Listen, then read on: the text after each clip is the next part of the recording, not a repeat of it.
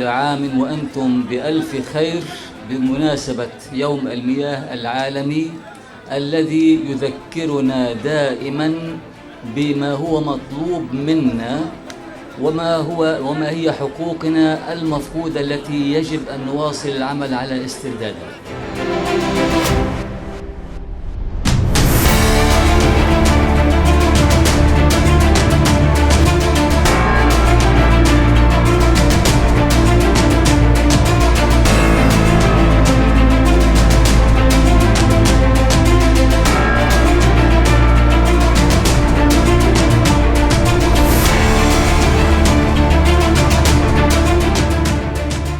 اليوم بعد سنوات من الحصار الحديث عن إنجاز مشاريع ريادية مثل هذه المحطة ومحطة الصرف الصحي له إنجاز يجب أن يذكر بالتاريخ أن هذا الشعب لا يقهر.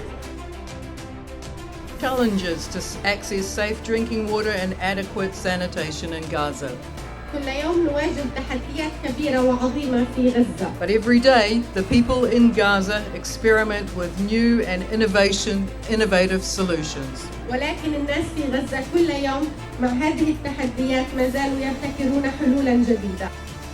يتم جذب انتباه العالم إلى أهمية المياه العذبة والصحية من خلال الاحتفال باليوم العالمي للمياه، وتعتبر مشكلة توفير مياه صالحة للشرب هي الأزمة الأكبر في العالم. المياه ملوثة، كلها هذه تحديات تواجهنا هتزيد التحدي في طريقنا لتحلية المياه، هتزيد التحدي في استعمالنا للأرض، هذه كلها تحديات.